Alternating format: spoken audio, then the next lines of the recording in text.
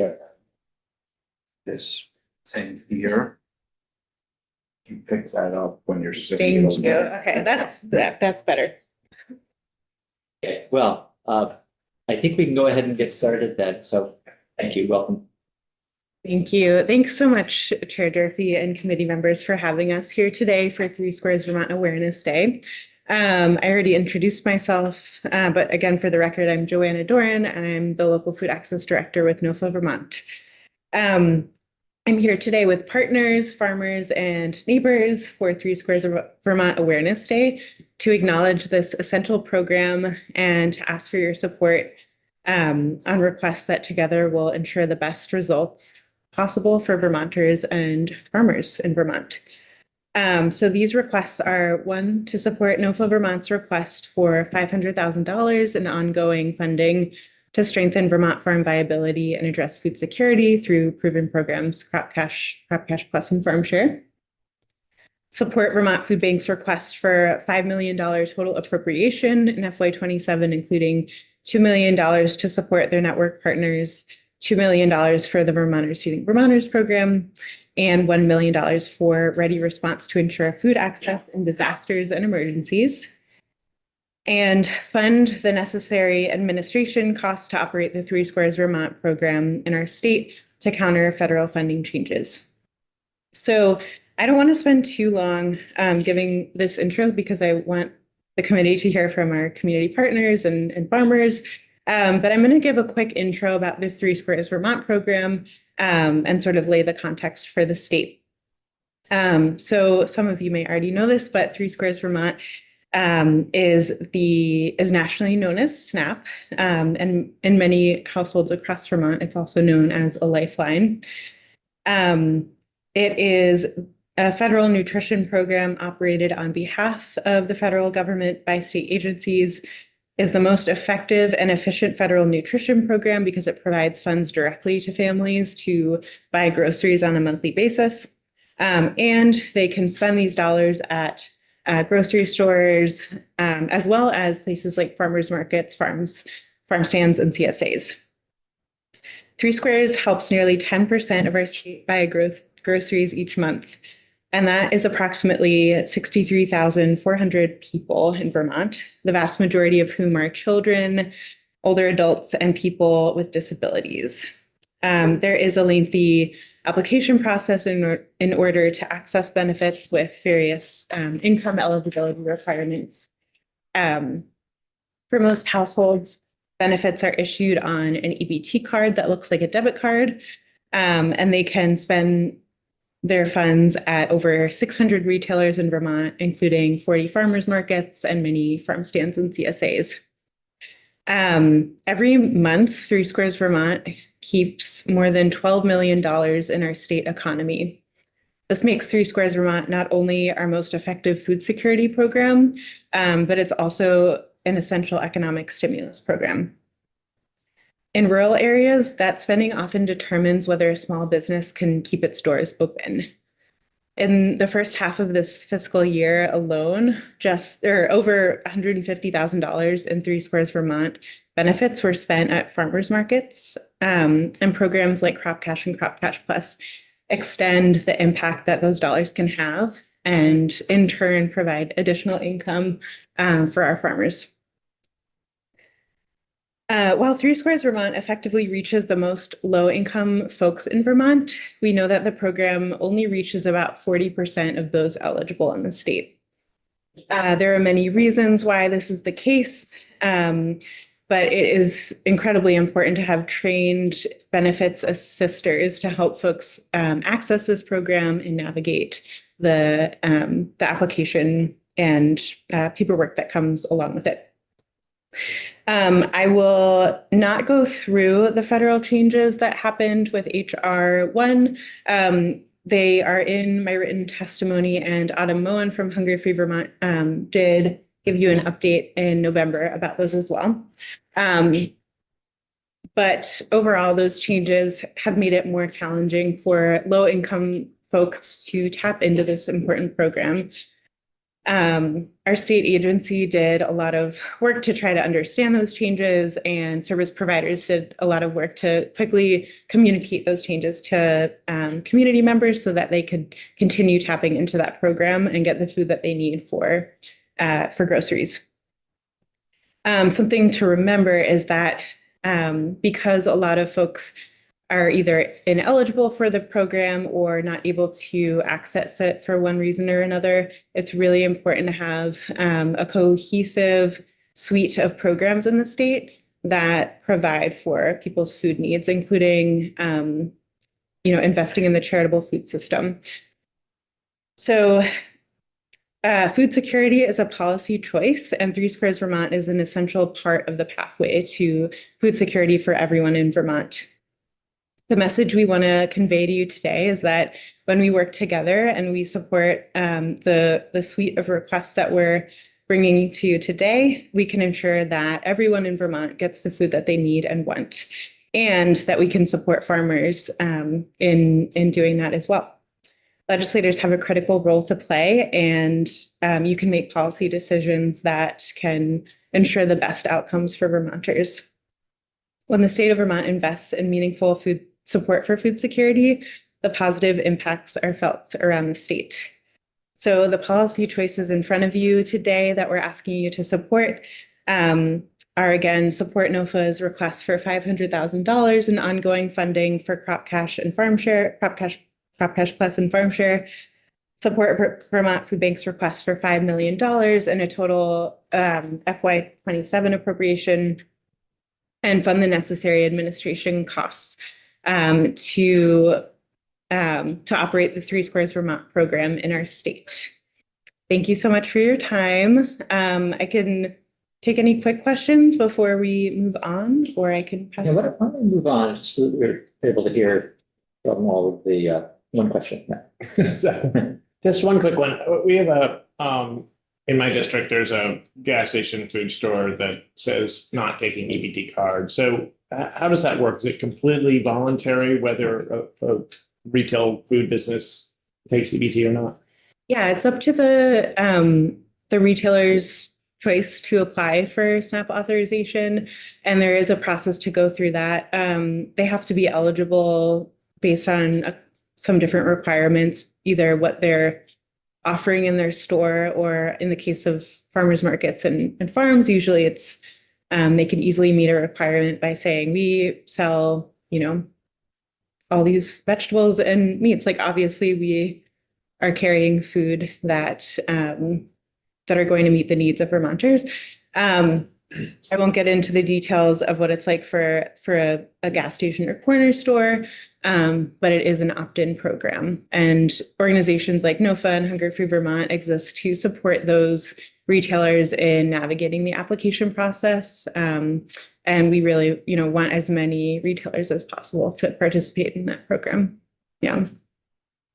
I remember when I was running the co-op, somebody came in to inspect. It had to be renewed.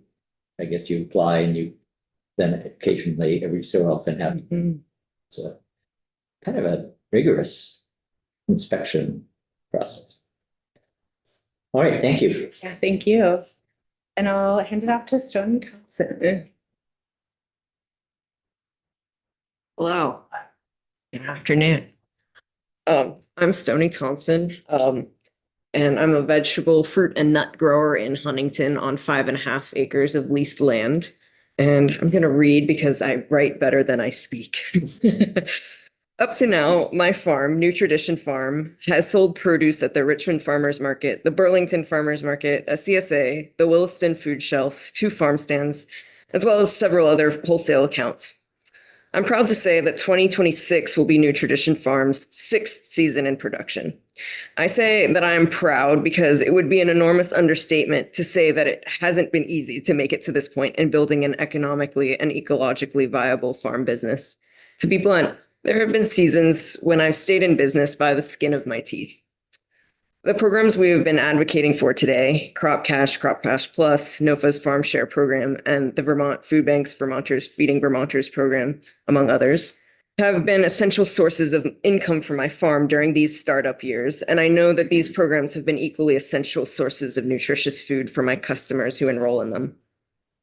I became a farmer because I'm passionate about feeding all my neighbors and stewarding the earth in an ecologically responsible way. I believe that we all deserve fresh, healthy food that nourishes us, and I know for a fact that we can grow this food in a way that protects and even enhances the vitality of the ecosystem that we are enmeshed in and dependent on. However, it didn't take me long to realize that if I wanted to stay in business as a farmer who prioritizes long-term soil health and ecological well-being, as well as fair wages, I would have to charge prices that some of my neighbors cannot easily afford, especially at a time when so many of us are struggling to make ends meet with housing costs, healthcare costs, student debt, and widespread inflation that we've experienced over the last several years, and more healthcare costs. This is a disheartening realization because at a time when we're facing all of these ecological crises and losing enormous amounts of topsoil to erosion and development nationwide, if we neglect soil health and ecological well-being in the name of cost cutting, we're robbing future generations of abundance and health. And yet, if our neighbors can't afford our vegetables and we're excluding them from that same commonwealth of abundance and health in the here and now, or we are excluding them from that same commonwealth of abundance and health in the here and now. As I stated before, I became a farmer to steward the earth, feed my neighbors, and build a resilient food system, not to sell a luxury good to only the most affluent among us.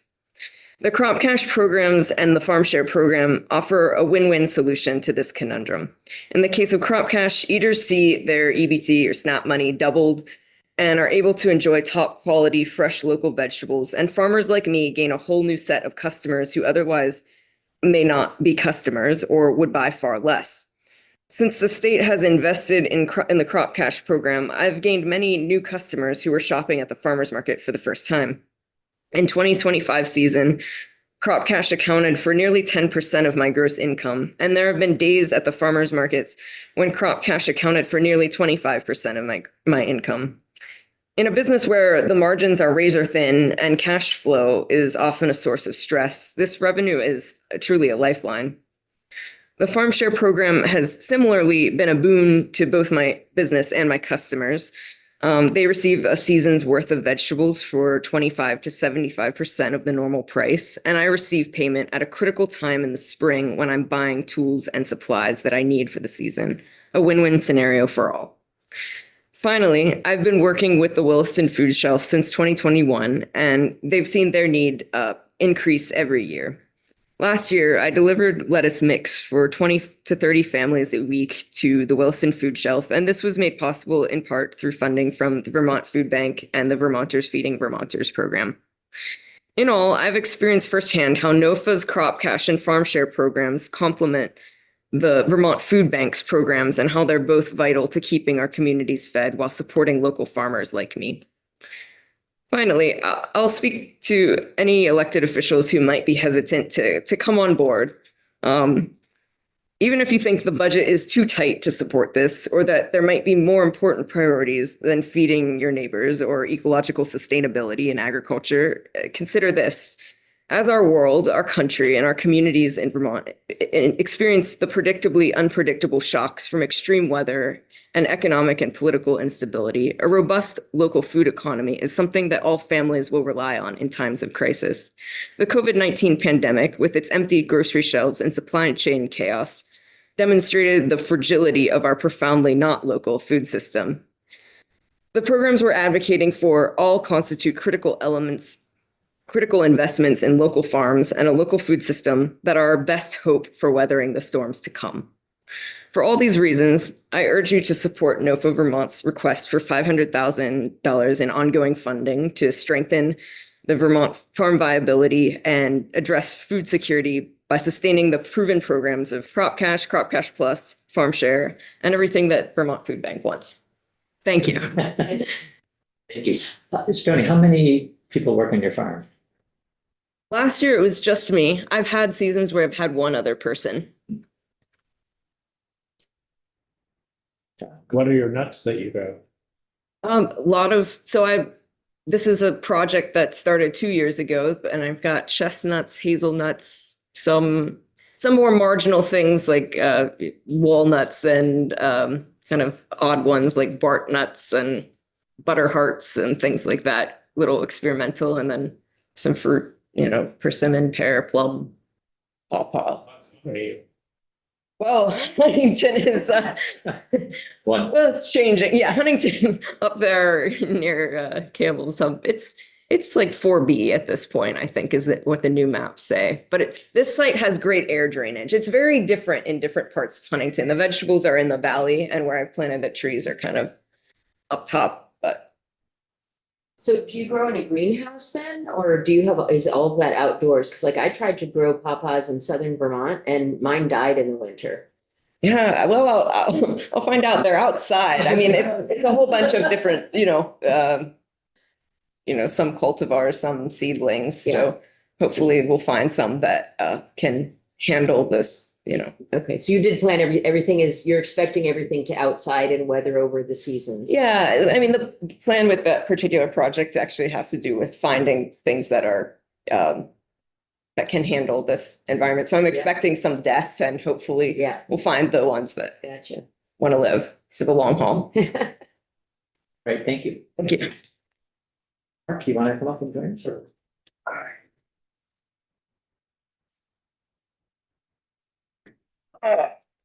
For the record, I'm Mark Montalban. I'm the owner of Green Acres Homestead that was formerly based in Burlington. Now we reside on 4.95 acres of leased land in South Duxbury. The reason I'm coming is I'm in a particular interesting situation that I am actually making a living as a farmer, making the margins. Well, also, family is receiving SNAP benefits. My son is under a Katie Beckett program. If you know, it's a general old term that you have a child with a permanent disability. So we both receive funds, and then we work within agriculture. Presently, at my budget, I do hire 3 people a year, starting the first week of March to the last week in November. Also, I do provide some employment and support under my son, who is under Social Security, as you know, is a limited amount of income to be done. The importance, I would say, and the request that we continue with the $500,000 on the Crop Cash Plus benefits is last year there was a great increased demand at all the markets that I do that do take Crop Cash.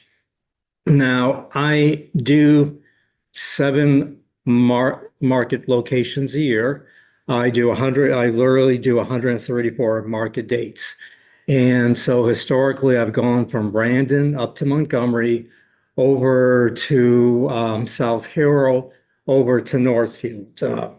This year, I'll be doing 5 summer markets. I'm doing 3 winter markets, and I'll be covering the counties of Addison, Chittenden, Washington, Lamoille, and Franklin. I carry quite a diverse set of items, from honeys to eggs to duck, chicken, some limited rabbit, stone fruit, foraging for mushrooms, ramps, fiddleheads, to preserves and other items. I would say at the peak season, and I'm looking earlier this morning in July and August, at the Winooski Farmers Market, I was averaging 22.4% of my daily sales on Sunday from people using Crop Cash. And that's both, as you know, what's the great advantage is you can go to these different markets. If, for example, I would take out my SNAP card, go to the market manager or someone, and then say I want 20, I'll get 20 of the tokens for that market. Then I get 20 of the Crop Cash to use, fruits and vegetables. Then I get the Crop Cash Plus, which is core of a cross-pollination of the general amount. So one thing that's very beneficial is for every $20 that I spend at the market, that I have, I can get $60 to spend. And I'm going to local farmers who carry items I don't have. I'll, per chance, and I won't digress too much, of Winooski Market, 2 amazing farmers, I think we should always support is Last Resort of Moncton. I purchase from them directly at the market, and the Smith Farm for meats and other items coming out of New Haven. So that's an example that's very common. So not only does it help pay our bills, hire people, help feed myself and my son, but we are utilizing what other farmers are making use of. This Saturday, I'll be at the Shelburne Market, similar situation. I have things to sell.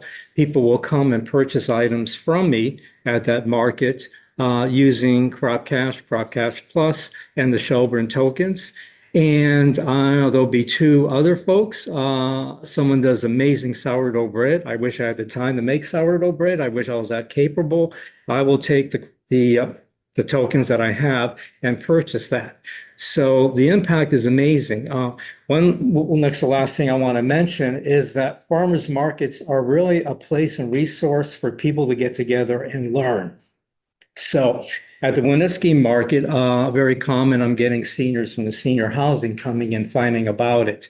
Young families with kids, folks with dealing with different disabilities and different needs. There's often POP, other programs, which is kind of the term through POP is power purchase, especially for kids.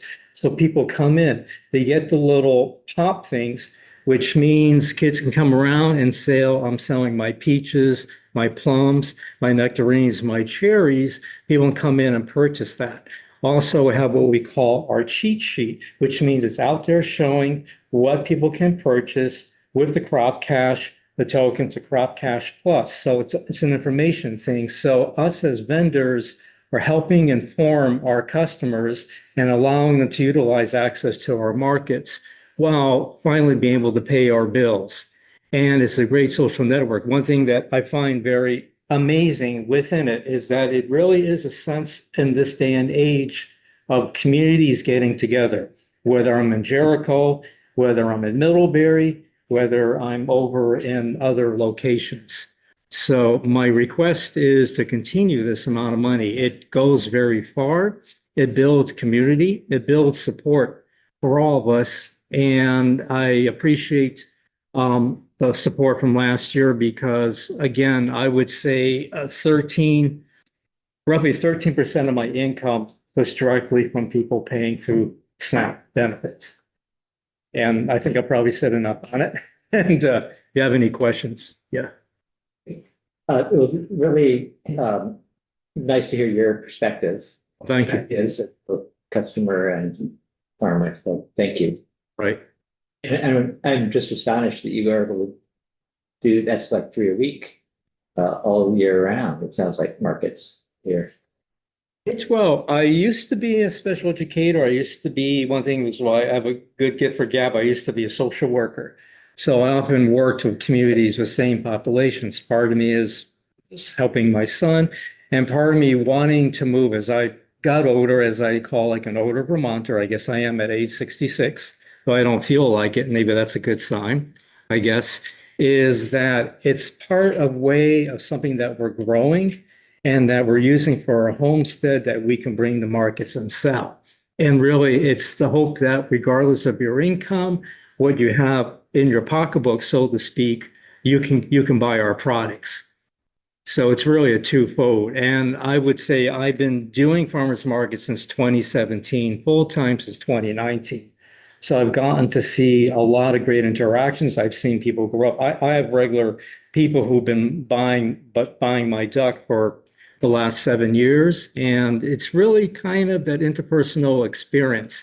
I will also add that there is a slight possibility if we can grow enough on our increased land that will apply, look at doing a CSA farm stand in South Duxbury. So there'll be even better access because people say, can we go to your farm? We said, we're not set up yet, but give us a couple years. So that funding helps put us in that situation. So we can be hopefully maybe one of those farm stand CSA in Duxbury, you know. All right, thank you. Okay, thanks. Yeah.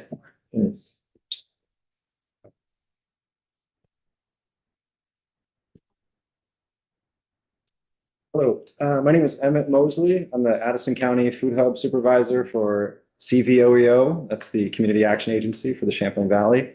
And my program is called Feeding Champlain Valley, and that's the name we give to our network of 4 food pantries, 3 food hubs, and a commercial meal production facility. In 2025, we served about 12,000 food insecure Vermonters through those programs. We're the largest direct service sort of hunger relief organization in the state.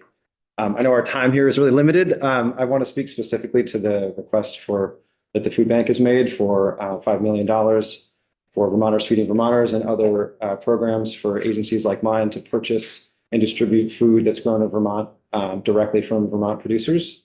I've been working in this field for about 15 years doing every job, from a Three Squares outreach worker to a chef to a truck driver. And now I sort of oversee a staff of 2, overseeing a food pantry and home delivery program. And I think that we've seen over the past couple of decades, what we used to call the emergency food system has really become, the emergency never ended. So people don't come to food pantries anymore because they've had a medical emergency or a sudden loss of housing or some other life event, though that does happen sometimes. But the vast majority of people come simply as part of one of many strategies they're employing to make their ends meet every month. So, we're as much an economic support as we are a nutritional support. And I think once you sort of come around to that point of view, you have to ask yourself, well, what's the food that we're able to provide for people? And a lot of that food typically used to be provided in 2 big pots, commodity food from the USDA and donated and rescued food from local sources. And 15 years ago or so, we started gleaning. So people like me, they would send young people whose backs weren't wrecked yet out into farm fields to harvest produce that was going to be tilled under before the farmers had to move on to the next crop. And that was really the bulk of the local and fresh food we had to offer our clients. Subsequently, through efforts from organizations like NOFA, like Hunger Free Vermont and the Food Bank, and with support from philanthropy and state, we've built out the charitable food system to have the necessary infrastructure to collect, gather, distribute the high quality, fresh, and locally produced wherever possible food that our clients really need.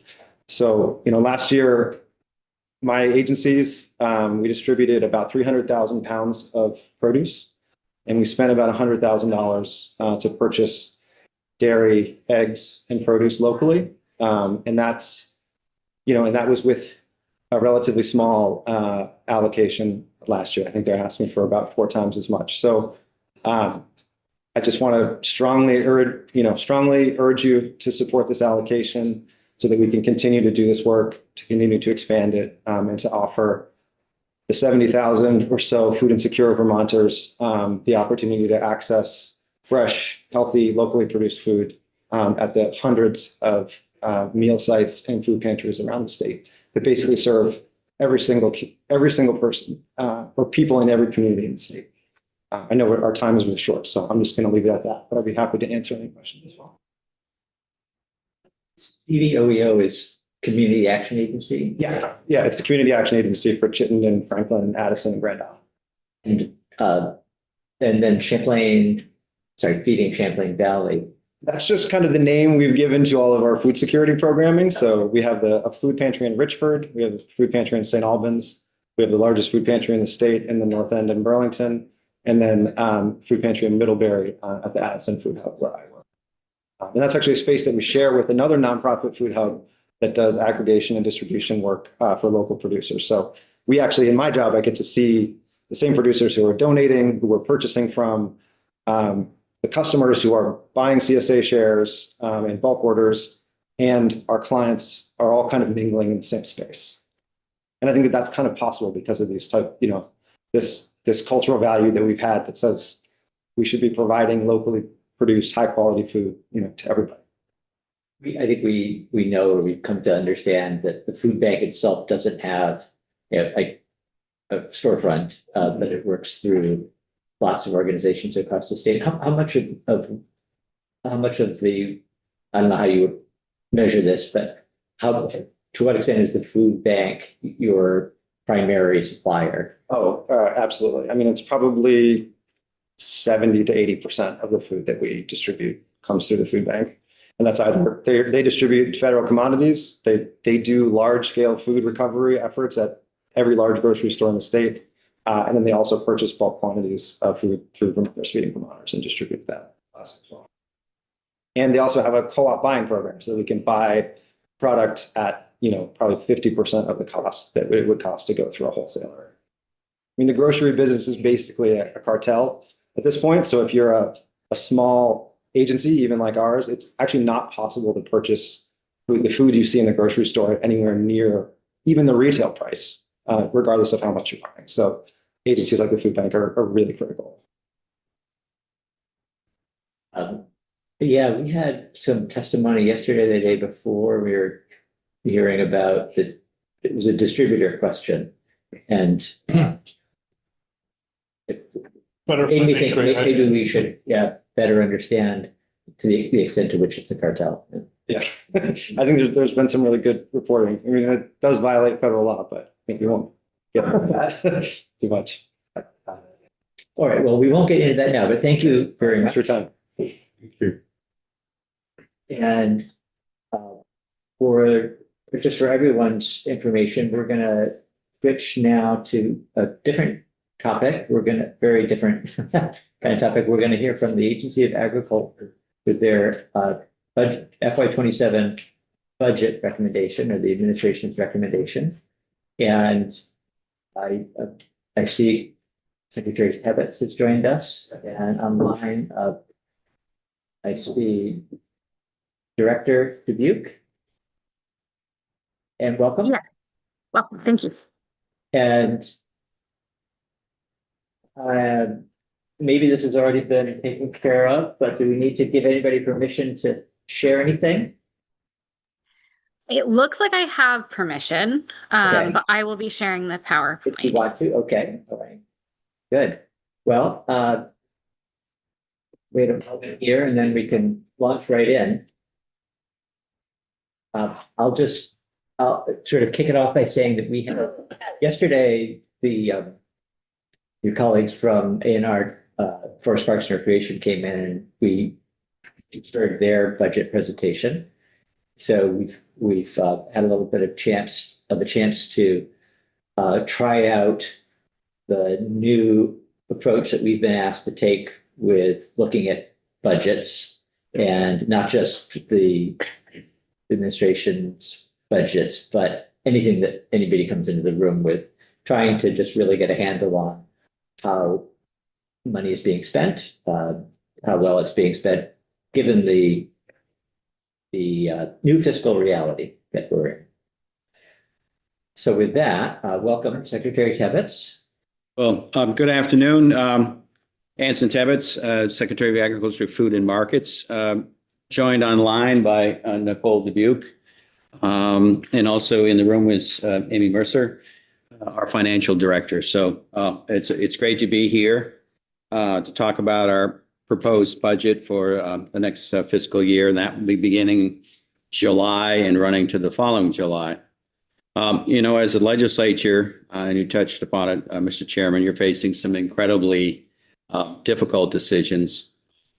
You've got a lot on your plate with the transforming the education system. You got property tax issues and the pressures there. We got housing issues. We got public safety. But agriculture intersects with all of these issues, and it has the role and play in Vermont's future. Our budget, for the most part, level funds most of our core programs. And we'll go through those in just a few moments. But in this current economic and budgetary climate, I consider that a victory to stay level funded. There are a couple of changes, though, that we want to bring attention to you as we go through the presentation. One is targeting some investments in a couple of areas. One is reducing the costs for our dairy farmers.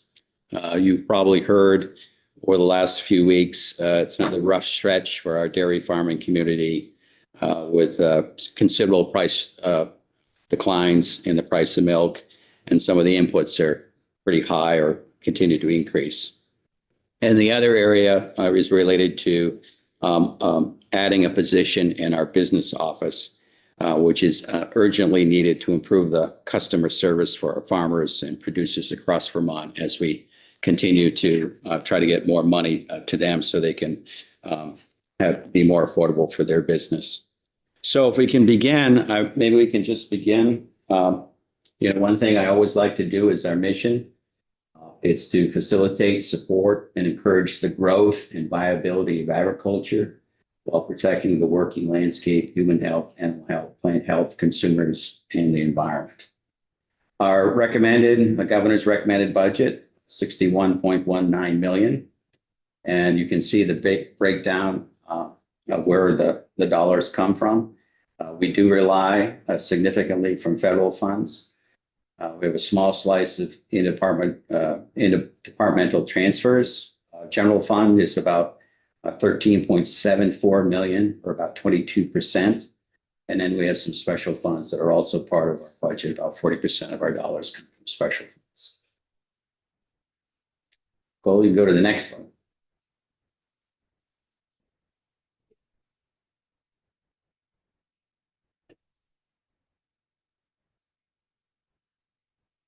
Does you want to move on you? Want to go to the next slide?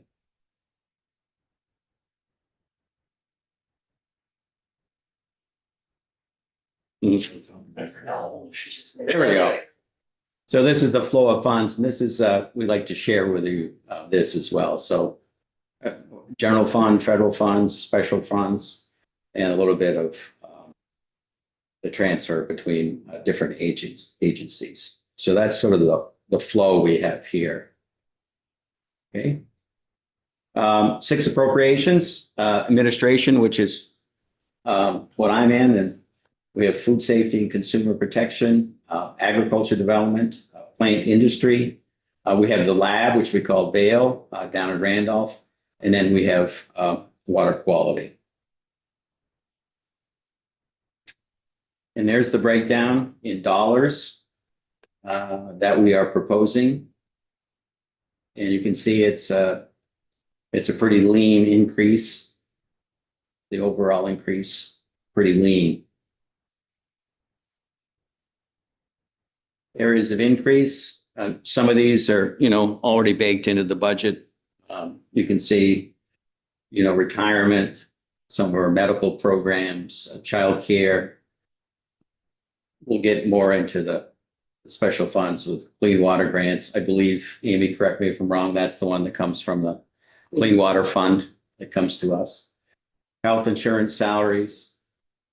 We did have, and you addressed it in the last session, some of the federal funds that we did lose in some of the grants, and also the Lake Champlain Basin program here. But that is just an accounting issue, right? You need the Lake Champlain one coming over to us.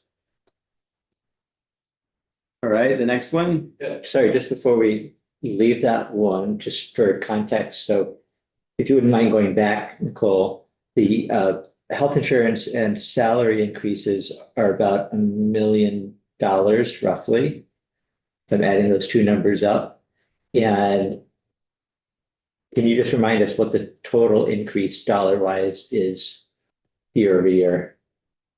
Or think about that $1 million in the context of what's the total change in this year's budget versus last year's. Do you have the? Sorry, I was going to look at you, Amy. For the record, Amy Mercer, Financial Director. So are you asking what the total dollars of how this relates to the total dollars of our budget? Yes. Oh, okay. So the $1 million would be, 69? Is that the? we have a $61 million budget. Right, and what's the change? What was last year's budget? So I'm trying to get the $1 million compared to the What it was last year? the change in last year's total to this year's total budget. In dollars or in dollars? Okay, well, Sorry. what percent? So how much of the difference between last year's budget and this year's budget, total numbers, are attributable to those salary and benefits? Those items. I may have to get back to you on that. What did we hear was 10% from FBR? Was that health insurance? Or the state maybe this? I don't even remember, yeah, Yesterday. 10% increase maybe. Yeah. That's what I thought. So Amy's gonna, it's okay if Amy looks up those numbers and we can move along to the next one. As you know, we have the Dairy Business Innovation Center. And since we last talked, we have received word that they are going to fund that in full. So we received the information, they released those funds that we were nervous about. We were expecting them in October. A couple weeks ago or last week, they announced they'd been released. So those funds will be coming to us. So that was fantastic news. Some of these are the ones, the federal funds at the beginning of last year that we lost. And then this 1 million one down here from the Regional Conservation Partnership Program, we're coming to the end of that grant. It was a 5-year grant. So beginning in July, those funds will no longer be available. So is the 3.5, the Innovation Center, is that no longer going to be? Are we getting, is this up to date, or does this reflect the expectations that are now have been updated? So this is for next year's budget, and what they're doing is spending more on grants instead of contracts. So we're reflecting the decrease in contracting work for the Dairy Business Innovation Center because a certain percentage has to go out as grants. Okay, So we're focusing on the granting portion. so there's no difference between what's in the budget and what we now expect is going to happen. Yeah, it's just going out in a different form. It's going to be grants as opposed to contracts, but the dollars should remain the same. Well, I mean, there is a reduction based on, there's like several rounds of these grants. So this reduction expresses the current rounds that we have for granting with DBIC, if that makes sense. You know, I So it just, fluctuates from year to year. something that you just said, Secretary Tibbetts, just, I wasn't sure that I was understanding correctly, because I know that the budget was presented 2 or 3 weeks ago. The federal government has been slow in letting you know things that it normally would have let you know in the fall. And I thought perhaps I heard you say you just heard something that is now going to make us be thinking differently about what to expect in that program. I think there was concern that they could have decided not to fund and release those dollars. That has changed, but I think this is reflecting just how we're getting the money out the door as in a way, even though the exact dollars match up that they released, if that makes sense. Representative O'Brien, thank you. Representative O'Brien. Maybe was it back in November, we heard like what was the FY 26 budget for DBIC? Because it seemed like, what was it, 6 to 8 something in there? Yeah, we have. And then we heard it was going to be half or something like that, just because over all the DBICs were being cut to some extent. Yeah, I think there was, we're clearly overprescribed in that area. And I think there was a proposal to increase the funding to all the regions, and that has not come through yet. But I think it's pretty static right now as far as what we're getting. They haven't said fewer dollars, they haven't said more dollars. We do have a detailed, as we go through this, we'll have a whole detailed DBIC slide that will maybe explain some of this for you. Okay, so this is we're asking for one more employee. We have, the smallest business office probably in state government. It's an office of 4. we are handling a tremendous amount of more dollars, both federal and some state dollars. And it's probably slowing us a little bit, getting the money out the door and making sure that we're complying with all the bulletins and all the granting and all the work that goes with that. So we are asking for a new position, and we would go to the pool to get that position with us. So, and Amy's one of the four. So that is, that's probably our biggest ask on the personnel side that we have, that we're asking for in this budget.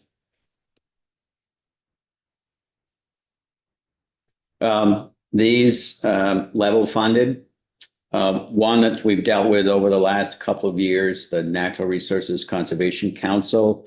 From time to time, we may have come in and asked for a haircut on that. We're not asking for a haircut this year. We're asking for level funding on that. So I believe it's been increased up to 612,000.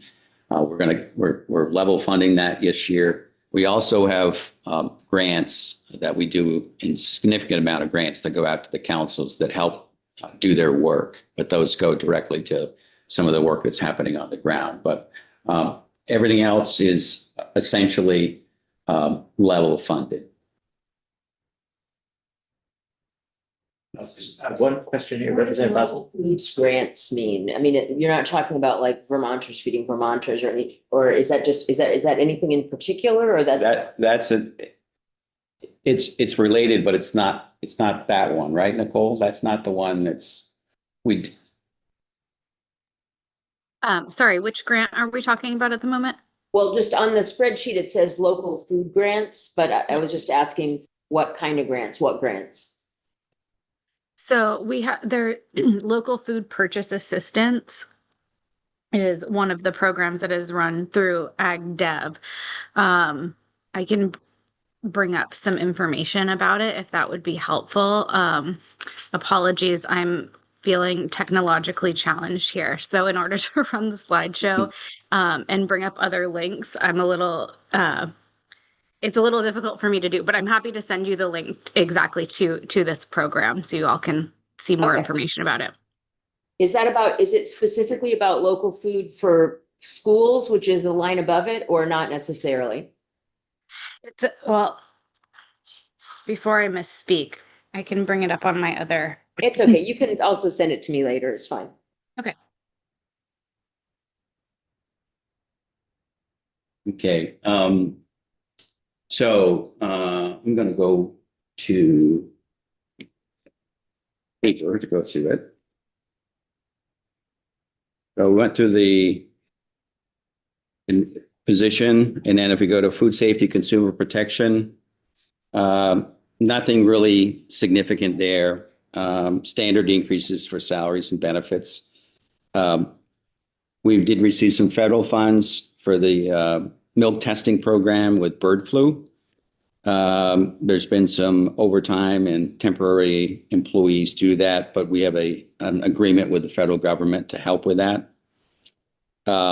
We did get a reduction from the FDA. This is the Food Safety Modernization Act, or we call it FSMA. They trimmed us about 40% of that program, so we had to remove essentially the education component of that through UVM.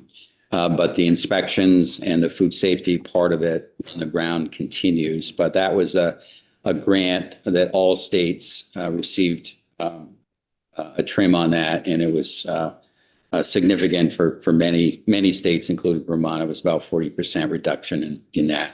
So that's reflected there. Ag Dev, local food systems and schools, the reduction there, the 300K, the RFSI, the infrastructure grants, the one-time agreement we had with those. And then the Vermont Dairy Promotion Council did not fund something in the farm to school arena is there as well.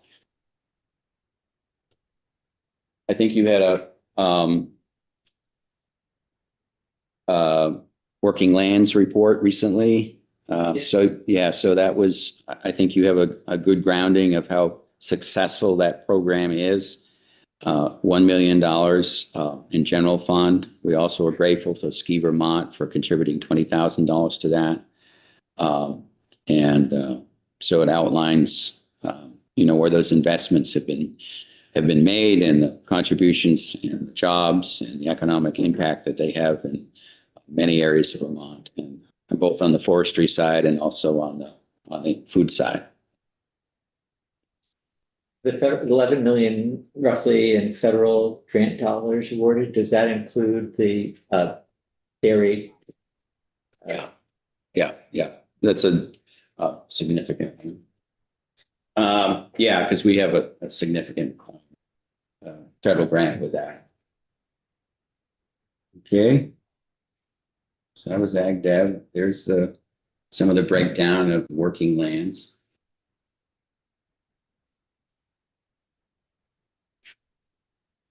Okay, go to the next one. Yeah, this breaks down some of where the money is being distributed. I skipped over one, Anson. I'm so sorry. Yeah. So this is where we're at the Innovation Center. So it's Vermont, but it's also 10 other states. And you can see as word gets out, Vermont's done quite well over the years. But as word gets out, it's becoming more and more competitive across the region. And essentially, it's infrastructure improvements. Pasteurizers or some sort of equipment that needs to be made. And there's some marketing dollars as well have been successful. And then you can see there's the little map. And these are grants, which is really important. It's not a loan. It's a grant. Award cycle for those grants. When do you announce that? We do. It's a rotation depending on what pocket of money they want to kick out. I think there's about 5 different rounds of different pockets they do from time to time, but it's all kind of on a schedule.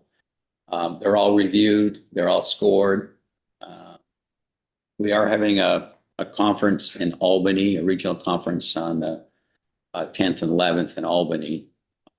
And we expect a good crowd of people to come. We do it every 2 years. And we hold it in Albany because it's kind of a central place where people from Pennsylvania and over from New York and Vermont and Maine can all kind of get there for that. But that's coming up in March. You mentioned Vermont has done quite well, and you can see that on the graph. Not disproportionately well, given that we're a big dairy state and Rhode Island is not.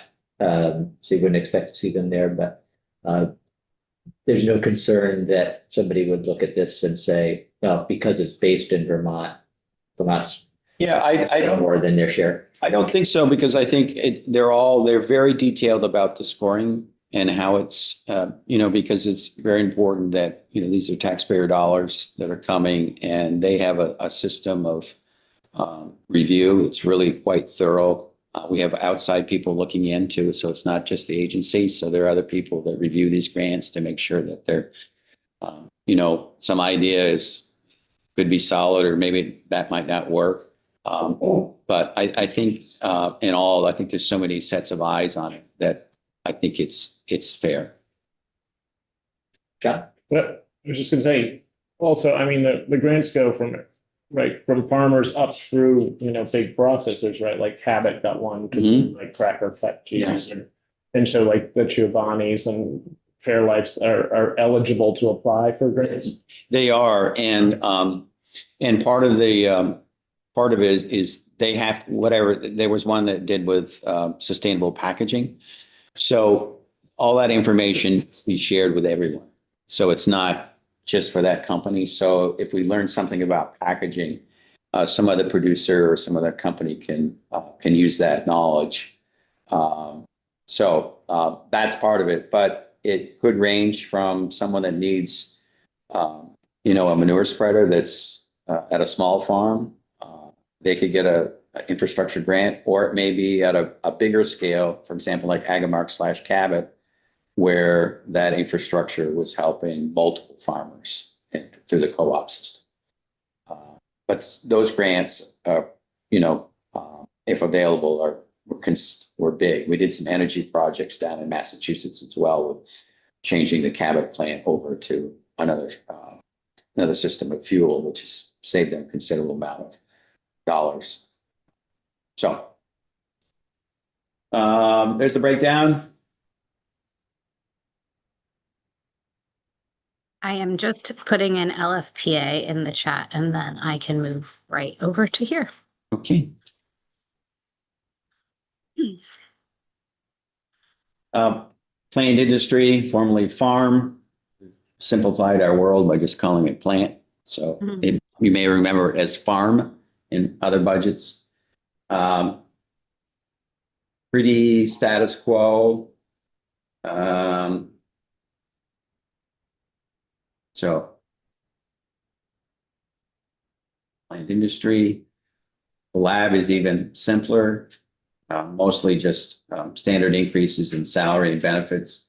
Sometimes if we do need something for the lab, it's more related to infrastructure. So we go through the capital budget. If we needed some sort of, you know, new piece of equipment, normally we'd go through the capital budget. So you wouldn't see it in this budget. You know, we had a nice visit to the Weights and Measures. Oh, yeah. And I'm sorry you weren't able to. I know. The lab does incredible work. Did you show you the weights and measures, the little tiny, the gloves isn't that fascinating? Yeah. You know, they do incredible work. Mark is a very wonderful host as well. Yeah. Okay, here's the clean water and water quality. And this is the one I want to highlight here. And this would be a significant change. For more than a decade, we relied on some fees which farmers have paid.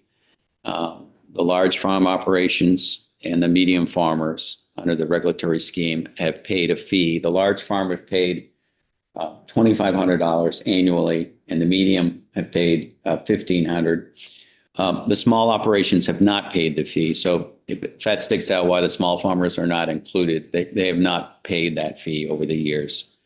And considering what's happening in the economy, we thought this would be a way to lighten the load a little bit. We know this is not an answer to solving some of the issues that are currently happening in the dairy economy, but it is one less bill that they would have to pay annually for this. We are not changing anything with our programming. So we're not reducing staff. We're not reducing what we're doing out in the field. We're essentially asking to switch to general fund dollars and take the fee off the farm community with this change. Senator Burt? Is that for the small farm operation or all sizes? Small has not paid a fee. So They've never paid a fee. So if they were, we would have included it. It's just for the medium farm operations and then the large farm. We think it will help about 131 farmers. And if that bill comes off the pile, I'm sure that that money will be used elsewhere in the operation to do something else within the farm. We are one of the, I don't think any within our region have this fee to essentially operate. You know the origin of this, how long it's been? It came along with Act 64, so the new significant water quality. And I think it was to, there was not as the RAPs were developed, as the new regulations were developed, there needed to be more personnel. So I think it's about, it's probably it's about a decade old, because I think we're celebrating the 10th year of Act 64. So I think it came along when that new law came in. because they had to address some of the funding sources. And this was a way to generate some revenue, but also I think at the time they wanted everyone, the all-in concept. I think that, but as the program has matured, I think the expectations of everybody have been met, and it's just one of those that's it could help the dairy sector not only this year but over time, because someone that's paid $2,500 over 10 years, it's a considerable amount. So the proposal is not just for FY 27 to. Yeah, the base, it would go back into, we would receive that base money that would go into to operate the water quality programs. From the general fund. The general fund. As you got there. Okay, got it. Representative O'Brien. So, when revenue comes in to the agency, does it almost always go into special funds? So like the weights and measures, you're hearing about, or pesticide registration, or even this kind of thing, those all, that revenue flow to the special funds usually? Special funds, and they essentially fund staff, right? Yep, staff and operating funds. Yeah. Yeah. So that's a significant change in that one. And this is where, Nicole, do you want to take over we have something a little different. We've worked with the performance measures a little bit. So we have a new system. And if you would like to go through to see how, I think you mentioned that at the beginning that how our dollars are being spent and if they're effective or if they're working. We do have a few slides that go through some of our programs and talk about performance measures. Do you want to take that, Nicole? Yeah, I'm happy to. And I will just throw a couple things out before I go through that. One, I did put the local food purchase assistance grant information in the chat, so the link is there. Also, the Clean Water Act was 2015. And then as far as DBIC goes, sorry, I'm jumping around here, but I tried to raise my hand. And like I said, I'm technologically challenged. With DBIC, I just want to point out, because I think it's helpful for reference, that Connecticut, for example, has roughly 80 dairy farms to our just under 500. So when you look at it that way, the grants and how they're going out are pretty well spread comparably. Okay, so I have worked with our different divisions as well as with the Chief Performance Office to update some of our program performance measures, and I'd love to go through those. Happy to take questions, but like I said, I can only see the PowerPoint right now, so somebody yell at me if you need me to. And for the record, Nicole Dubuque, Chief Operating Officer for the Agency of Agriculture, Food and Markets. So the first one is our produce program. We've got the objectives up here: help Vermont fruit and vegetable growers implement on-farm produce safety practices and comply with the Food Safety Modernization Act. So here we're looking at the number of produce safety implementation grantees who indicate new markets reached or current markets maintained. We're at 88% there. Number of support services provided to Vermont produce farms, 104 in 2025. Number of verified farms in the Vermont WinWAM database is 717. Then we'll move on to working lands. So in 2025, the percent of business grantees that show increase in net income over the grant period was 56%. Percent of grantees that added FTEs over the grant period by business grantees was 49%. The percent increase in product output for business grantees over the grant period was 68%. So we definitely get a good return on investment for Working Lands Initiative projects. Moving on to DBIC. We did not update these performance measures this year, so we do have 2024 and 2025 to show you, which the numbers will jump around a little bit, but I'll explain that. So the number that experienced increased sales because of marketing and or promotion activities, 70 in 2024. As you can see, we really ramped that up, so we're at 319 in 2025. Number of new and or existing delivery systems access points. Again, you can see like that really ramped up in 2025. We went from 1,645 to 19,544. The number of farmers who have learned new management strategies, that one went down. My understanding is that's mainly because we're not going to do the same education twice for people. So we're kind of catching people as they start being associated with the program. So we went from 1427 in 2024 to 323 in 2025.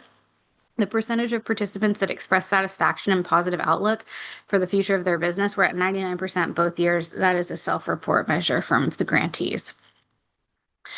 Moving into food safety and consumer protection, this is our meat inspection program, and I'm not going to go through each one of these, but you will notice as we go through the programs in food safety and consumer protection that what we do like to track for each program is the number of licenses, registrations, and permits, just so we know how many folks that we are serving in each one of those programs. The number of in-plant non-compliance reports, 23. The number of inspection visits at a plant that our meat inspection folks did is 3,056 in 2025.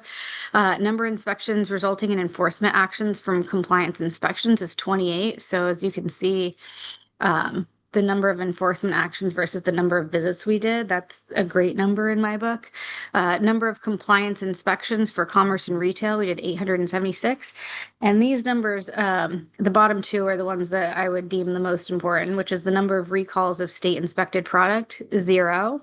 And the number of in-plant microbiological residue samples positive, 0. So that really is a great measure that we are doing our job. Moving on to dairy inspection, we also track the number of licenses and registrations here, 2,497. The number of inspections completed in 2025, 3,768. And the number of compliance activities beyond level of field staff. So this is like the point of a notice of violation. We had 8 in 2025. Animal health, same thing, number of license and or registrations, 99, number of inspections completed, 94, and the number of compliance activities beyond level of field staff, again, to the point of notice of violation, we had 3. Weights and, yes. I didn't have to shout. Thank you. Just on that previous slide, the number of license or registrations, 99. What are those exactly? So it's when we're talking about folks that are selling and moving livestock. And I don't know, Anson, if you have more definition to that, but that's who. Essentially, that's it. Thank you. Representative Lipsky. Yeah, Nicole, maybe it was back another one. There were a number of licenses and then there were a much higher number for the number of inspections that some farms get inspected more than once a year. Yes, so this number is a little bit pooled together. So we inspect both dairy farms and then we also inspect dairy plants. So the folks that are moving the milk, and we don't necessarily go there once a year. We go there if, depending on where we're going.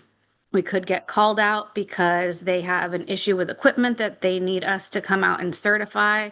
That usually results in us going out multiple times a year. When we're talking about the actual dairy farms, typically we'll go out if there's an issue, we will go out and re-inspect to make sure that the issue has been fixed. So we end up on some farms multiple times a year, and we definitely end up in the dairy plants multiple times a year. Thank you very much. Representative O'Brien. Just again, what was cool? What does that stand for? Country of origin labeling. Okay. All right, for weights and measures, this is when we're talking about retail mostly. So we've got number of licenses, registrations, and permits, 11,878 across the state. The number of inspections that we did, 10,589. And that could be an actual like store, gas pump, looking at a scale, it could be all sorts of things. So the number of device inspections, specifically 9,921. The number of calibrations performed, so this is the weights and measures that you all got to see, 6,598.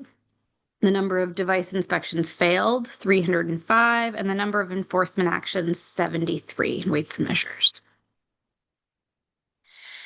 All right, Maple. So we've been trying to amp up what we do as far as tracking performance and going out and doing inspections in Maple. Tucker and Sam have done a great job on that. So the number of consumer complaints resolved, 1. That just means we got 1 formal complaint that we had to be sent out on. The number of licenses, registrations, and permits, 30. We're specifically talking about the large scale packers here, which this has gone up from 28 to 30, so that's good. Number of inspections completed, 16, which we're right on target because we're trying to do these every other year. So our target is to get to about half a year. The percent passed retail inspection, 66, and the number of retail enforcement actions, 28. There's a lot with Maple as far as color and grading that can go wrong, but that's to keep kind of the high quality of Vermont maple. Is that typically what the violations are? Yeah, it's usually, density or, and sometimes flavor, if there's something that's, off flavor. But essentially, yeah, it's the grading and density. So that is just kind of a high, I don't know, a high failure rate. If 66 passed, you've got a third that didn't pass retail inspection. Mm-hmm. Is that typical? Well, we just started tracking these, Okay. but I'd be happy to talk to Tucker and see if he has a sense of how common this is to be at 66%. I can give you an anecdotal, and this isn't scientific, but there are a number of contests that are held at fairs, and they sometimes have a north of 30% failure rate of entering the contest, getting past go to be. So it could be something as simple. They brought it in a container that may have something in it before, and it created an off flavor. It could have been the color and wasn't right, or the density. So there is a rate of not passing the grade, not a pun, but not passing the grade in some of the contests. So what we do is we randomly may go into a retail place and pull something from the shelf and just, look at it.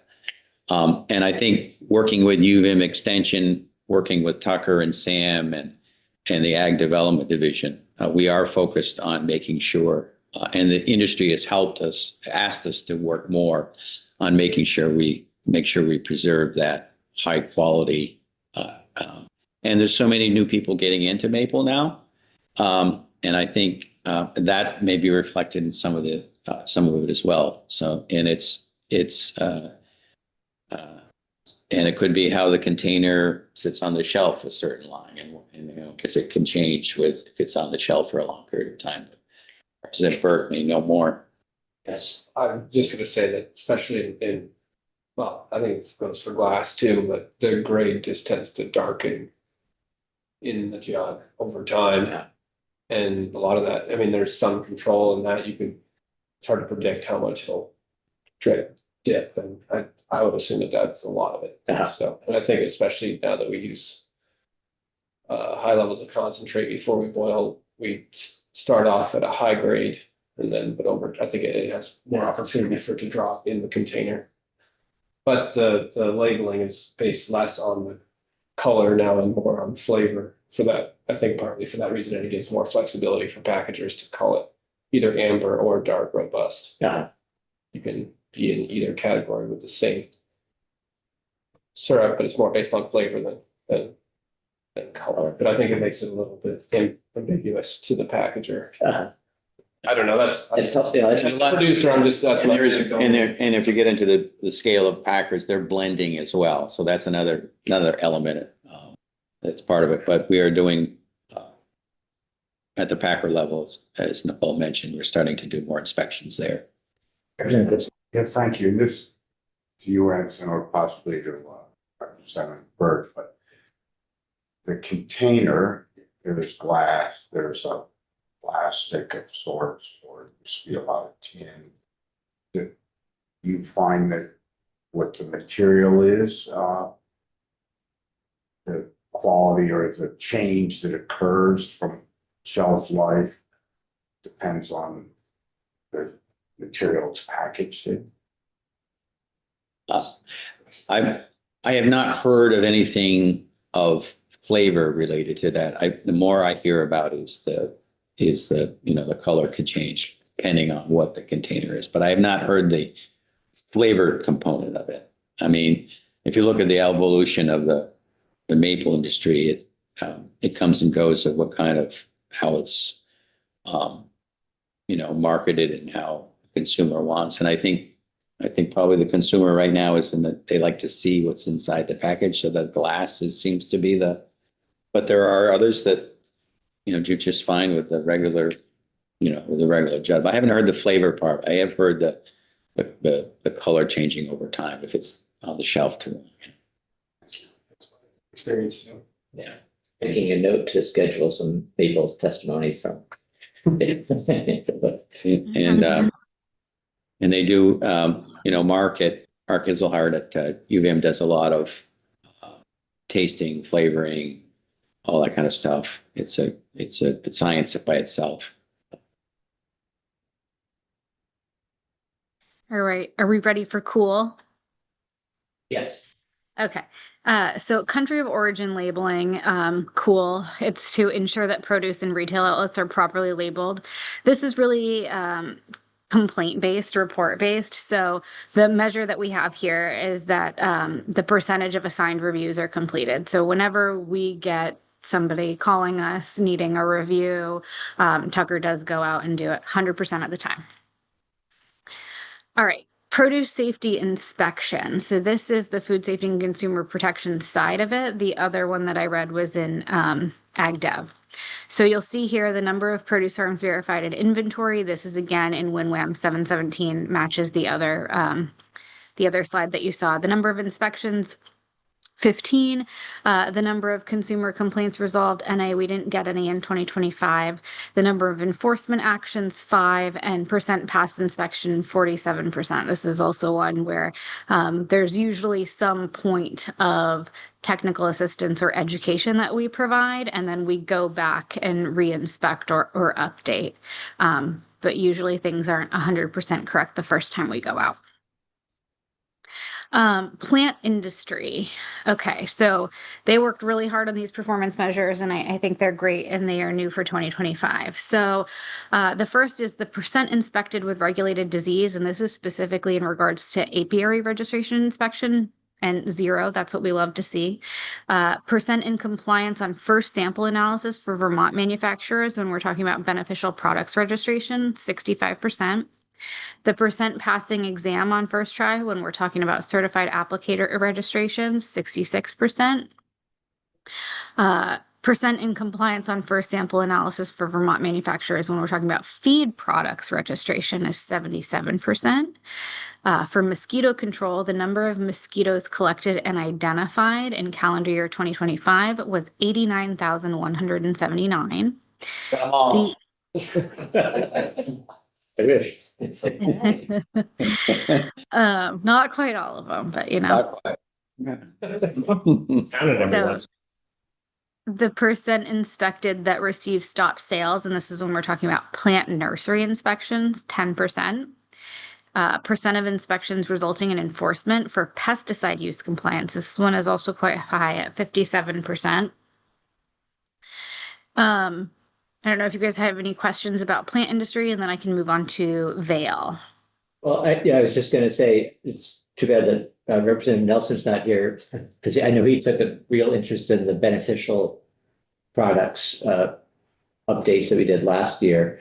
So anyway, 65% there. Okay. Representative Byrd. Yeah, I was just wondering if you could speak a little bit to these percentages, like the feed products registration, first sample analysis. It's kind of similar to the maple numbers a little bit, like 77%, that's significant. Like, yeah, could you speak to that more? So when we're talking about these products being registered, we have staff that take samples, and we want to make sure that what is in the product matches what is on the label. So we do that through sampling and analysis at our lab. And so really it's just showing that out of the samples that we take, 77% of the time, what's in it matches the label. Which means the 23% of the time it doesn't, and is there, guess that. Yeah, and then there's follow-up. So Yeah, is there any follow-up that could be done with that? yes. Yeah, so there is follow-up. We provide technical assistance Okay. to the manufacturers, locally and national companies. We do that. So it's a report to them that they need to fix it. I'm not a specialist in this division, so I don't know if Secretary Tebbetts has more to add on that. No, that's essentially it. It's if something is not in compliance, the next step is to go back to them and say, hey, we found this. How do we fix it?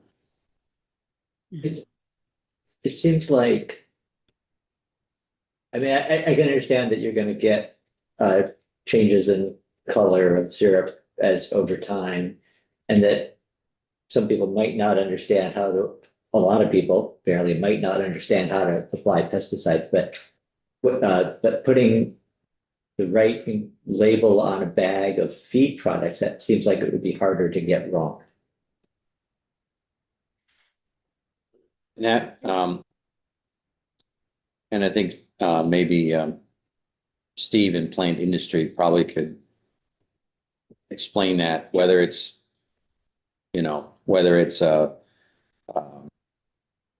common industry wide because they changing the product, or if it's just Very helpful to see it anyway. Yeah. There's so many different feed products, and I will not pretend to be an expert in how they are packaged or what the common issues are that come up. I know it's not necessarily that what it says is in the bag isn't in the bag. It's more so like the ratio of how much of a certain, mineral or vitamin it's supposed to be in it is not necessarily measuring that way. But yeah, I would say Stephanie Smith or Steve Dwinell would be probably great to have come in, and they could explain this in detail. I always find it quite fascinating. Representative Byrd? Last question is, how did you have one or two interns count the mosquitoes? Army.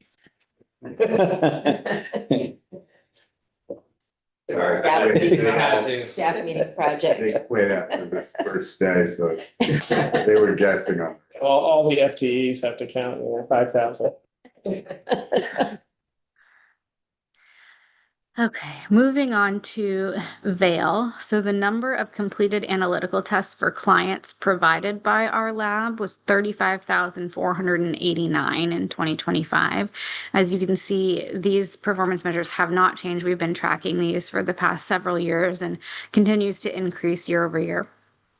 The number of unique Vermont-based projects who rely on Vail's analytical services for essential environmental monitoring, consumer protection, animal health, and regulatory compliance is 90. So our lab, as I'm sure most of you know, they serve all of the divisions, well, not AgDev, but they serve all of our regulatory divisions within the Agency of Agriculture, as well as multiple divisions within the Department of Environmental Conservation and Fish and Wildlife over at the Agency of Natural Resources. So we share.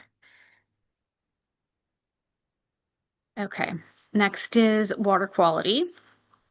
These performance measures also have not changed. So in 2025, the number of regulatory farm visits was at 375. The number of non-regulatory technical assistance visits is up 2,000.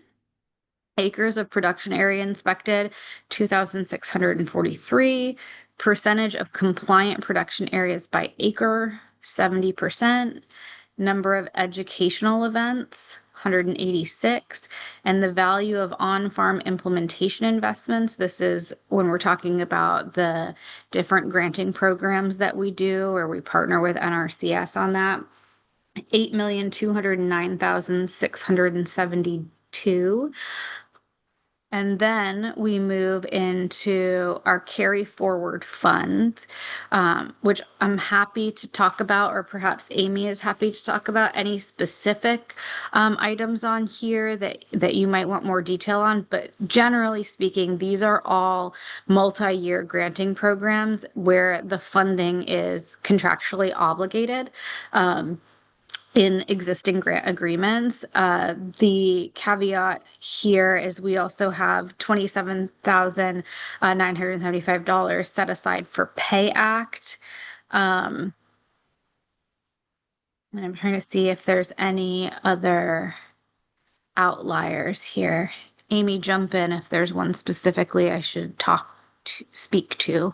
You, maybe Amy or Nicole, whoever, just explain for all of our sakes, what is a carry forward fund, and is it counted in the budget? I mean, I think we all can understand that it wasn't spent, so we're somehow gonna try and spend it this year, but is it in the budget? In next year's budget? It's not part of the base budget, so it would have been part of the budget in the year that we received it. So some of these are base appropriations that are obligated. Some of them are one-time appropriations that are obligated, but essentially they're funds that were appropriated to our agency in a previous fiscal year that are sitting right now in executed grant or contract agreements. So whatever appropriation it was originally funded for, if we have encumbered funds at the end of the year, those funds will carry forward into the next year, essentially being added to. So if it is a base budget appropriation like agricultural development, in this case, it would be in addition to our ask for 27. Because we've encumbered those funds, they just haven't been expended yet, if that makes sense. Yeah. Like the working lands we heard of yesterday, right? It would be like that, right? Like the last 10%, we haven't closed out that grant, right? Correct. So Yeah, it's exactly. still in our bank account, Yes, and it's already been, we know where it's gonna go, but yeah. right. It's been committed. It just hasn't, we can't control necessarily when a project ends or when somebody submits an invoice for a claim for a payment. Just quickly, what's the schedule for dairy farm inspections? Is it LFO and MFOs every year? LFO is every year, MFO is every 3 years, small farm is every 7 years. Unless there's a call out or a complaint or something happened on the farm, go out much sooner. So that's the schedule. Yeah, that's the schedule. With A&R usually involved too. From time to time, A&R does go with us, yes. So thank you for that explanation there, Nicole. And so should we, is there anything to point out that's unusual about these carryovers? I don't think so. I think it's pretty standard, just that they haven't closed out all the programming and executed all the grants, but I think it's pretty standard. There's nothing that's a significant. No, nothing significant. Most of them are in multi-year granting programs where it's some sort of construction project or, a business initiative that takes a longer period of time to actually fully implement, like maybe a phased project. So there you have it. That's our proposal, and just to highlight that, the two things is the fee reduction and going to general fund, the one new position, and then protecting all the programs that are currently there, essentially level funded is where we're at. And things seem to be pretty stable in the world on the federal front. Ones that have been of concern have been addressed. So that's, it's day to day, but that's kind of where we're at. Representative Burt? I think you had 20 million in federal funds this year in your budget, FY27. Yeah. Similar to what you received for FY26. And a lot of those are just standard programs that we have from time to time, whether it's, through meat inspection, cost share programs. But some of those, grants that are related to, ARPA or, what came out of the pandemic are coming to an end. And then there was some that was started in the previous administration, the federal level, that they decided to either discontinue or not re-up. And those related more to the local food purchasing one. LFPA was the big one. There is some chatter, and there is a bill in Congress to recreate that program. And I think it does have some bipartisan support, whether they can find the funding for that. But I think nationally, people really liked it, both on the farm side and also on the food security side, because it helped the farmer, but it also got, local food to people in need. So there is some chatter in Washington to revive that. Whether they can find the necessary dollars to do it, I don't know. But that was the biggest one for us as far as the federal reduction. The other pockets seem to be stable, and there could be new programs. They haven't announced any new programs. Those could be coming. The latest this week was they hope to do a farm bill this year, and that has been put on hold. I think we're 2 years behind, and that's a 5-year blueprint. Some of it is contained in the bill that was passed, the big omnibus bill that was passed. And we are okay on all the federal programming with shutdowns and everything, because agriculture was included till October. So that was one of the pockets. So this recent one that we had where some of the agencies were, put in a timeout for a couple of days. We weren't part of that. The federal agriculture was taken care of prior to that. So I think our next timeline would be October, would be the next deadline for the federal stuff. So. Just to follow up on that question. So I think I see 20 million in this year's budget, but do you have numbers on what you received last year? I can get you those. Just out of curiosity. Sure. Yeah. Appreciate that. I have them. I can actually bring it up now. So one, to answer your original question, what was our budget last year? It was 59.99 million compared to 61 million this year. And then what was the specific area that you were looking for? What was coming from federal money? Total federal funds. For both list. budgets. Okay, so our total federal funds from last year was 23.99 million, roughly 40% of our budget. So similar. There's a little bit of reduction. Yep, okay. Mhm. Thank you. Is there a slide, Nicole, that shows like just the total budget? So that 61 million on one slide? Yes, I can bring that up for you right now. And how it's broken down by, not by revenue, but not by, source, but by outlay. Mm-hmm. So let's do this.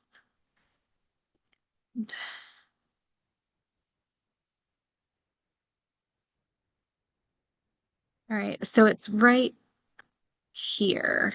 This is the breakdown you're looking for? No, no, I'm looking for, so if you go to one of the crosswalks, Yep. one of the spreadsheets, whether there's a spreadsheet like that, that is, the whole 61. Yeah, 10. Oh, do we have By it? division. Yeah, by division. No. No, we don't have the full thing, honestly, because it just wouldn't fit on a slide, but we can definitely get that for you. So can we just quickly then sort of go through, I mean, maybe it's here just on 6 different slides, but like, Mhm. how does that 60 then break down for each of the divisions? Okay, so we'll start with admin here.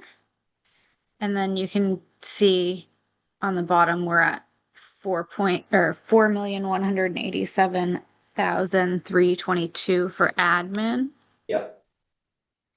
We're at 10,201,260 for food safety and consumer protection. And you can see like how it's broken out from general, special, federal, interdepartmental transfer here. But just to get to the total, Yeah. we'd And be at the, 10 million. And then right above that 10 million there, that's the change from Yes. last year. Yep. So it's gone up by 600,000 in this case. Mhm. Okay. Yep. And then we move on to ag dev, where we're at 20,070,306, and you'll see that that's a reduction of 2,668,570. And that looks like it's because of a federal funding reduction. Yes. So, yeah. Correct. And I don't know whether you already covered this and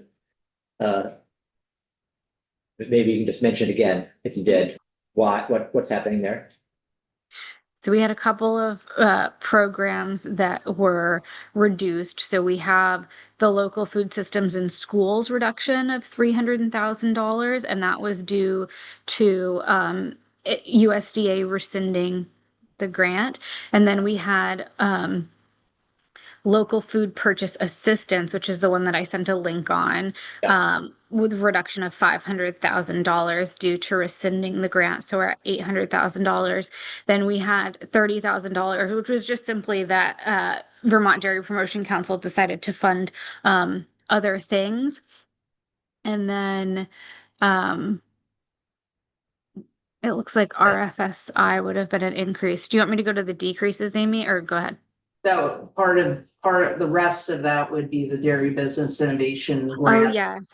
reduction in the contracting portion. Mhm. Okay, thank you. Okay. Representative Burt? Give me more questions on Yeah, this. go ahead. Yeah. I was just gonna, this is kind of a general question I have for all departments, but do you have like, system in place of like, well, I was impressed when we went to weights and measures, they're very precise and have very certain systems to control and make sure they're doing the job that they're supposed to be doing. But I guess, kind of more broadly speaking, through your agency, what do you do to, maintain a level of quality of your work and, make improvements? Do you have someone whose role it is in particular to do that and just continue efficiency or improvements across the agency? What does that look like?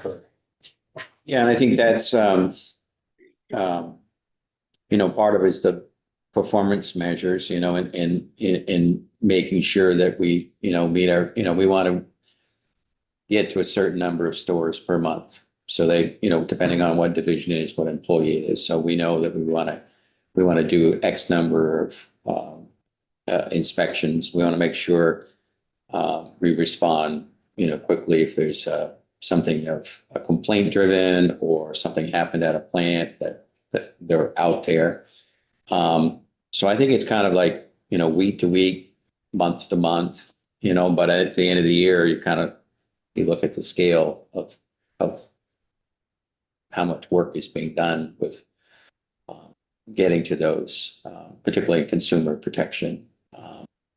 But there's, Amy, and on the budget side, Amy is always sending us updates of our targets, where we are on spending, where we're at on the revenue side to make sure that, we're keeping track with our licensing and registrations.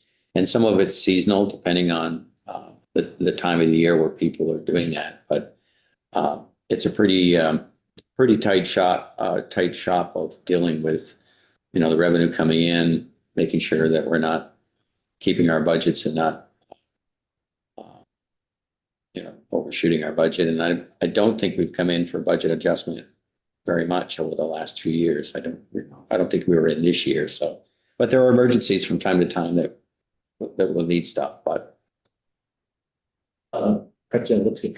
Just as a comment about visits at the weights measure, one thing that impressed me is you know, Mark, who's of the hot dog, all of his experts in different areas led in speaking to us in their various departments and worked hard to engage their leadership. I mean, he was a natural, extroverted, high level of knowledge, but he was trying to grow that throughout his entire department. That was visible and interesting. Yeah, well, thank you. They have, you know, it's a small group, but they do, as you saw on the slides, the number of things they do. It's unbelievable. How much they do, and it could be a deli scale, it could be a gas pump, it could be an EV charger. I chatted with the chair of the transportation committee today, and he wants an update on the EV chargers, and that's a whole new realm of what they do, a whole new world.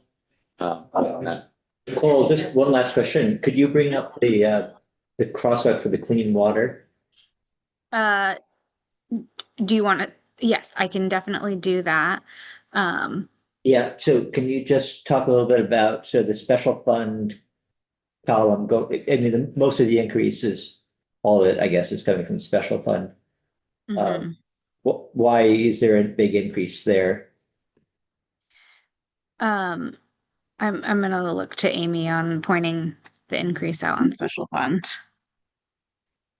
I want to Specifically for just the clean water? specifically just for water quality, yeah.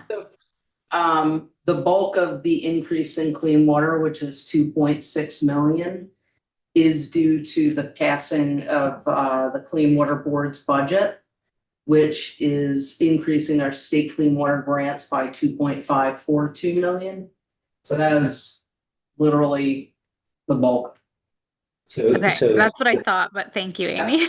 Sure, no problem. So that's the Clean Water Board makes a recommendation. This mirrors their recommendation. Correct. Mhm. And there's a pretty involved process getting to the proposed budget where there's interagency discussion, public comment. The board is independent, so it's an independent board with members of the public, members of the administration. We all get together, decide a budget, they approve it, and that's built into the governor's proposed budget. And then here we are. So that's where it comes from.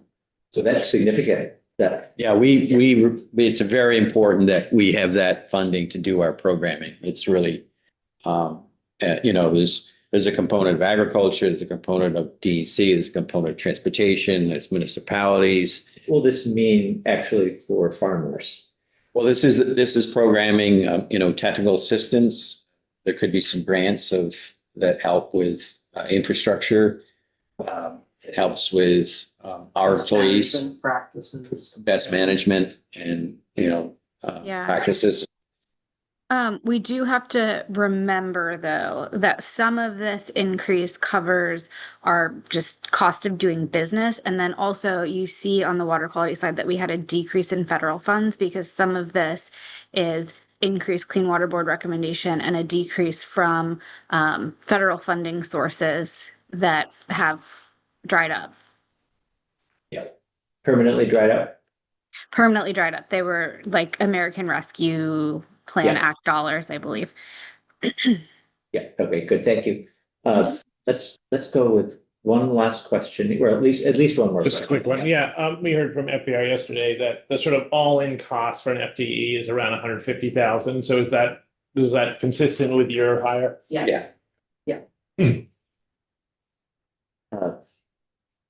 Anybody have any other questions? I don't want to cut it off if we're still. So we're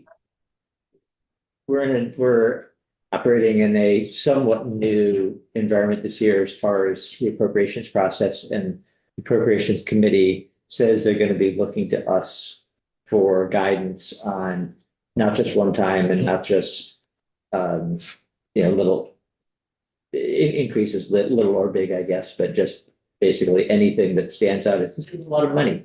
So we may get asked questions that you may get them directly, or maybe they'll be asking us to come back to you. But I guess if there's anything else that you feel like you want to highlight for us, that this is important, kind because as you know, as you started out with, Yeah. a tough year. Yeah, and I think this is, all the years that, and maybe I say this every year. I don't think I've said it every year. I think this is probably one of your most challenging, with so many significant issues. But agriculture plays an important role in that. Your property tax system, farmers are right in the thick of that.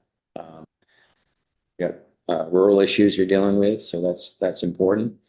And if we can help you in any way to, sort of the other people's priorities, if we can help you in any way with, if you need additional information on that, we can be helpful with that. And the only thing I would ask, if there is something that, comes along with it, sometimes if we're asked to administer something, just consider that we may need some dollars to manage that as well. And that's reflected. I think that's, the one ask, we haven't come in for an employee in a long time, but that's part of it. Just one of those back of the mind things as we move forward. But we're happy to engage, and if we need some data or information or reflection on some of those, our representative on Appropriations Committee is Representative Stevens. So we've been in contact with them, and I believe we're going in tomorrow to present our budget to the House. Well, thank you for making time to meet with us. Yeah. And I just thought of one Yeah, more thing yeah. that came up yesterday. Do you have any vacancies, like FPR was talking about sort of vacancy savings? Right. Because they haven't hired back people, but is that, We have you're at full? Yeah, recruiting for the one right now. so and we have 3 vacancies right now.